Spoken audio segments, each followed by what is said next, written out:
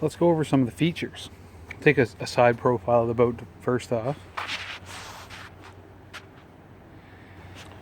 Do a front on, a bow on, a back on, or a stern on, and then we'll look at some of the features in a little bit more detail. So this is the bow on.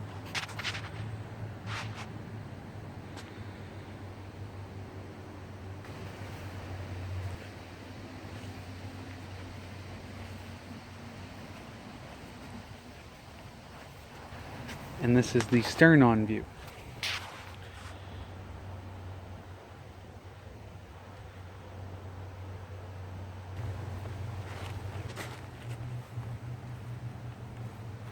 So some of the features of the kayak, we'll start at the bow and we will make our way to the stern or back of the kayak.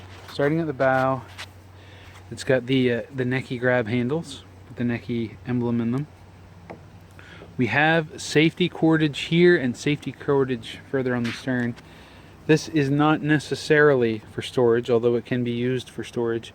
This non-bungee line is actually designed, if you capsize this boat, is designed for you to keep in contact with the boat. If you're in the water, the boat is going to go with the wind and your body is going to go with the current. So if there is a lot of wind, you want to hold on to you want to hold on to it regardless.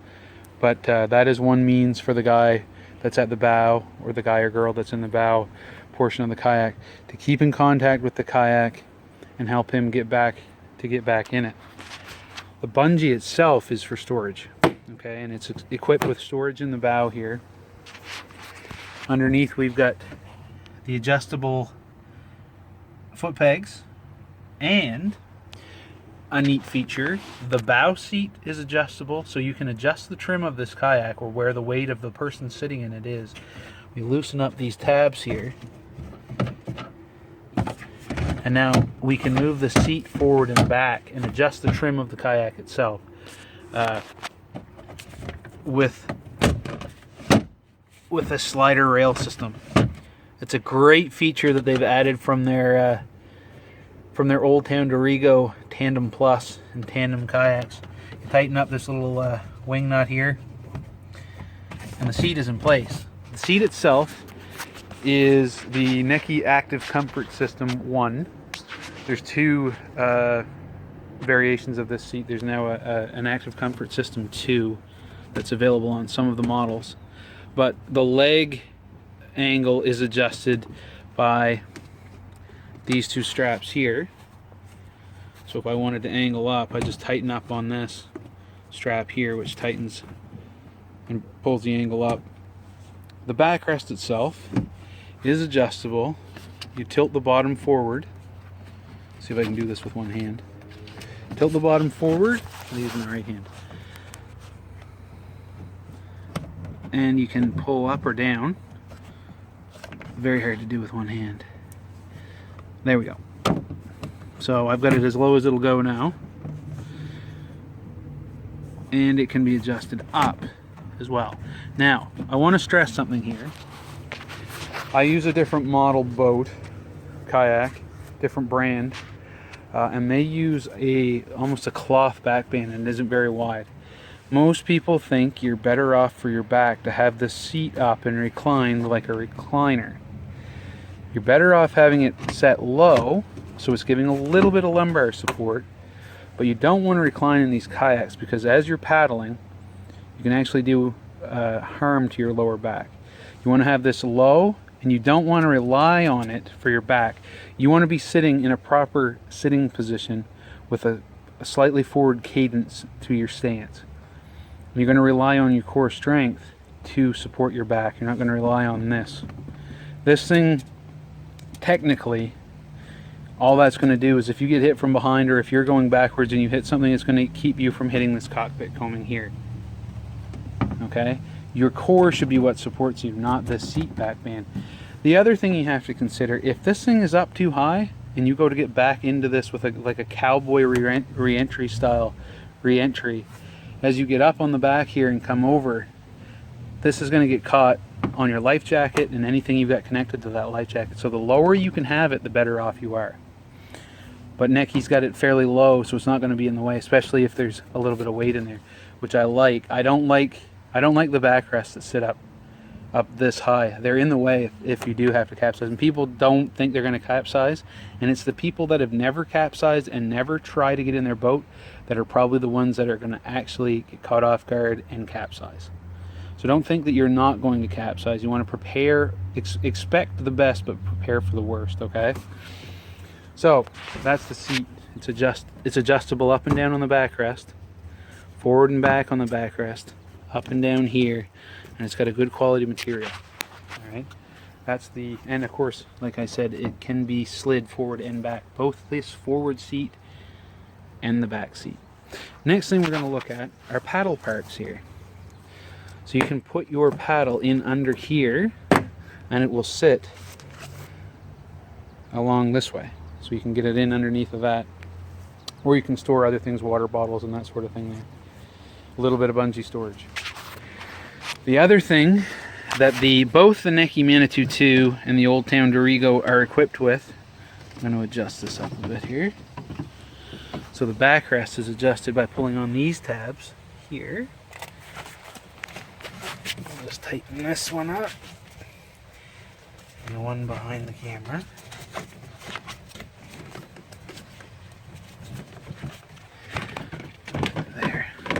So this can be slid. This has a longer track on it, the stern seat, which I love how they've got this set up. So it can be slid forward and back. It's loosened off right now, so it allows me to do that. So if I wanted to bring my child with me, we can push the seat all the way to the stern, tighten up these wing nuts here.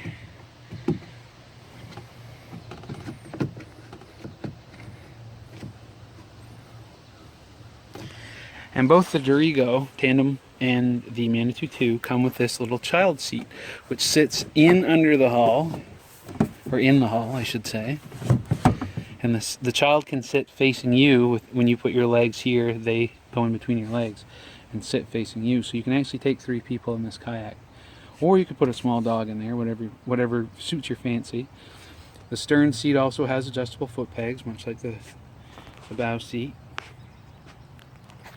And the Manitou II is equipped with a stern bulkhead. It's a wall in the kayak, a vertical wall that prevents water from getting into the very back of the kayak.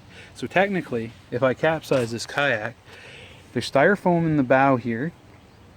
That's going to displace water, and it's not going to allow that entire bow section to fill up with water. But what I could do is one of the 2 paddlers could go to the bow, or both could go to the bow, even better, lift the bow if it was upside down. If we were in the water, the person at the bow would lift up the bow. All of the water here from that styrofoam back would hit the bulkhead in the back and fall out with gravity. And then we could right the boat back up, and we'd only have a few inches of water in here to pump out. And we could paddle to shore or to safety. The stern section also provides dry storage. It's got a watertight hatch, the watertight bulkhead. It'll trap air and keep the boat afloat if it capsizes, as will the styrofoam. That'll keep it afloat. But it also provides a little bit of storage here away from the water. A couple of things left on the stern of this kayak. Another place you can store a paddle. Actually, it's not for storage. It's for a paddle. If you have a paddle float or something like that, you can place your paddle shaft in here with the blade here and a paddle float on the other end of the paddle, and that can act as an outrigger to help you get back in this kayak. So they provide a little channel here for the shaft of the paddle to sit in, and the bungees will hold that paddle in place. You'll also put one hand over it as you use it as an outrigger to get back on the stern of this and make your way, keeping low, make your way back into the kayak. So you can use that for the outrigger, or you can use it for storage. Again, you have a little bit of safety line here on the stern as well. Hatch cover. The Neckys have the hard plastic with a soft rubber gasket around the edge.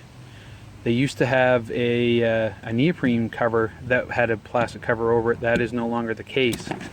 It's now basically a dual density setup where it's hard plastic with this gasket that lines the inside. Much easier to do. Some brands still use the neoprene inner cover, and it's a pain in the butt to get on. This, you just have to displace the air in the storage compartment to get the cover back on, and then you snap it in place to keep it there, keep it from popping off. Last thing we're going to look at is there is a little bit of hardware here, and place to put hardware if you wanted to add the optional rudder. You can buy it with the rudder from the factory, or you can buy the rudder kit later on and put it on. The particular one we have in stock here now does not come with the rudder, but we can order it in for you. So you get your 4 machine screws here. That's going to bolt on your rudder plate, then the hardware goes onto that. This is for the rudder yoke, so when you retract the rudder when it's not being used, it would sit in the yoke here and be stowed, and there would be a bungee that would go over that to keep it in place when you're on the road and that sort of thing.